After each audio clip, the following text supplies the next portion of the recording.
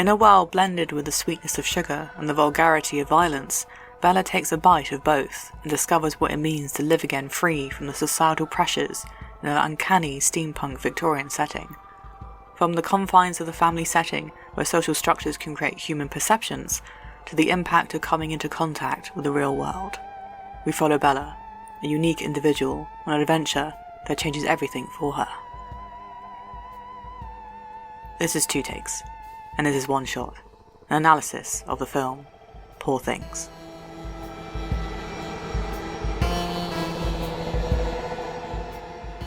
In Greek mythology, Pygmalion, the sculptor who fell in love with a statue he carved, was given Aphrodite's blessing for the woman's statue to come to life.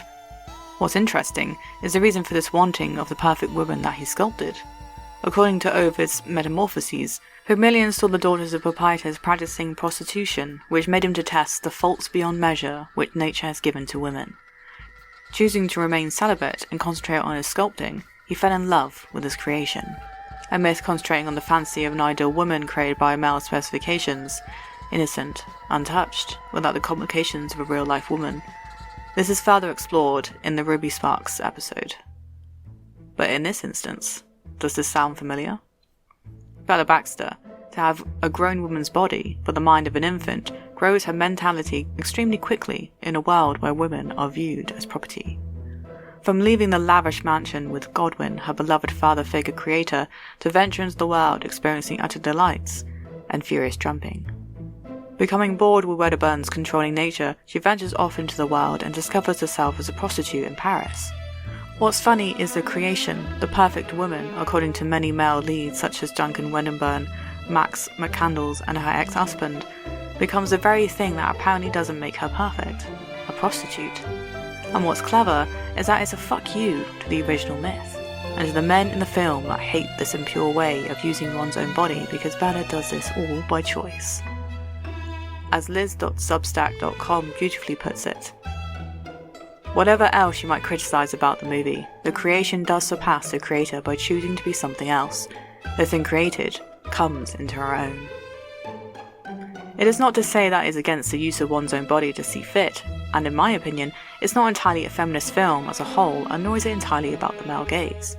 Yes, it is a story about a woman finding freedom in a restricted world, but it's so much more than that. The blank slate of sorts, much like Pygmalion's statue, it might be that Emma Stone describes it as a story about a woman who doesn't have to deal with shame. Within an interview with director Yorgos Lanthimos for TheGuardian.com, it's more explored. Well, shame is one that we are conditioned to feel in certain situations, and Emma's character doesn't have that, Lanthimos says. She never got to know what shame is, so she is totally free to give her mind, her thoughts, her opinions, her body, whatever.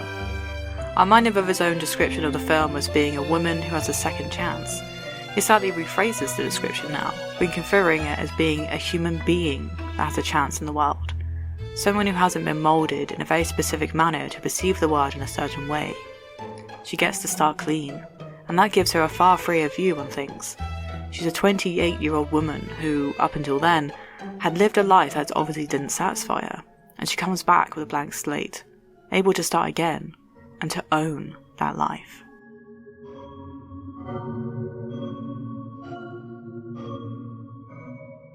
Bella is the daughter of her mother, whose body she possesses. She surpasses obstacles by logical thinking with a curious eye, never really getting angry or sad. In a way, this is like Godwin, a man who was experimented on by his own father. It might be a metaphor in itself, where we can be reborn avatars of our parents, but also completely not.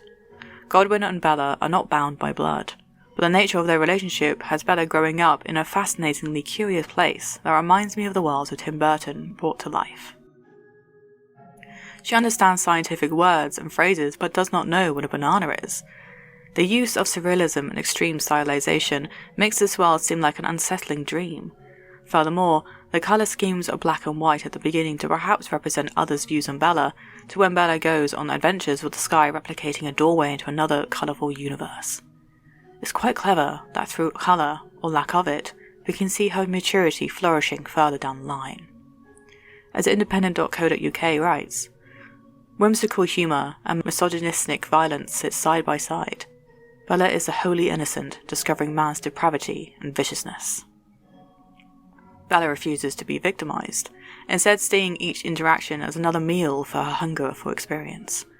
And with her obliviousness, she brings out the corruption in others, by them having to sometimes even spell out what they want from her, which can be seen as a mixture of comical, but also unsettling. We can even go as far as to create an allegorical meaning of the main characters creating different societal roles that recreate the story of the expulsion from the Garden of Eden. Bella being led astray by Wedderburn, a metaphor of corruption and access, away from God, Godwin, and in the Garden of Eden, the mansion, into an adventure that shows more than Bella could ever dream of. She is gathering knowledge, and with her thoughts and feeling finally deciding to go back once she realises that God is dying, she forgives his own corruption and sets forth to find her own path with the understanding of both worlds.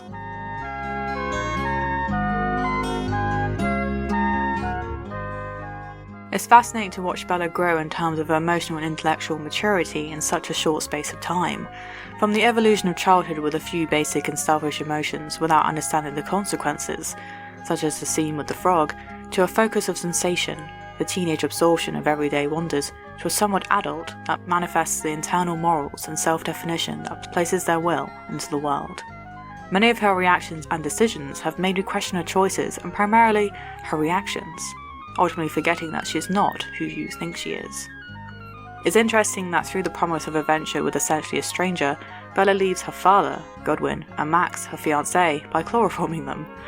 She then travels the world by sensation, and seeing the first sightings of poverty, with the metaphorical bridge dividing the classes, she takes Wedderburn's winnings and gives it to a sailor who says he will give it to the poor, when really we all know that isn't the case. What's interesting is the reaction speed of Bella recovering from this upset, essentially not apologising to Wedderburn, and even demanding solace and how it's affected her. The next day, it's as if it never happened, but with a new string of problems that need solutions, such as them being stranded in Paris, penniless. Observing her behaviour could almost amount to actions and reactions that are entirely consequence-free. The immediate problem is centred around herself, her own thoughts, her emotions, and the next step. The German philosopher Max Stirner creates a range of ideas that soon became the school of thought called egoism. One of the ideas from his work, The Ego on Its Own, egoism explains that self-interest is at its core of human nature and serves as a motivation for all individual actions. From the egoist perspective, individuals should be neither bound by constraints of morality or religion, nor the laws implemented by the state. Stirner posits that all humans are egoists, and that everything we do is for our own benefit. Stirner knows individuals can do bad things, but believes it is their right to do so. This is from studysmarter.co.uk. Bella wanted to be out of the house, so she went on an adventure. Wedderburn essentially needed a fuck buddy, so he told it was an adventure. Godwin implemented Max to be infatuated with Bella to keep his experiment hidden. Max fell in love with Bella because he wanted a wife. Godwin's father wanted to learn more about the human body, and so experimented on his living son. It's all swings and roundabouts. We are selfish creatures within our own rights. I mean, who's going to take care of oneself? It's going to be you. But this way of thinking can go further. Like what Bella has been doing all this time, Stirner views an individual's physical and intellectual capabilities as property rights. This means that an individual should be able to do whatever they want with their mind and body as they are its owner. This is called anarchism of the mind. We can see this when she doesn't want to do something anymore, such as having sex with Wedderburn, instead adopting to read about philosophy and discuss things such as division of classes to broaden her mind. New thoughts begin to emerge that place Bella essentially doing what she did all along, to choose her own way of thinking and feeling. With the philosophies that are explored, especially on the boat, when life is empty and devoid of meaning, this might make her ex-husband later make sense, as cruelty to others delves into making others feel the emptiness that one feels. Bella could have concluded her own life as being an absolute abomination of science. But instead, Bella chooses to see her life to be better than that. She chooses to see it as an opportunity to assign herself meaning in the life that was given to her. Miss Anthropocentrics on Reddit explains further. She was a helpless sex object until she decided what she liked and disliked and took control over it until it met her needs and worked to her ends. In the end, I think it's about the philosophical choice that life is chaos until you assign it reason and meaning, and conform it to your ethos. Instead of embracing the void, you reshape it into form in order to make life something bigger than the sum of its parts.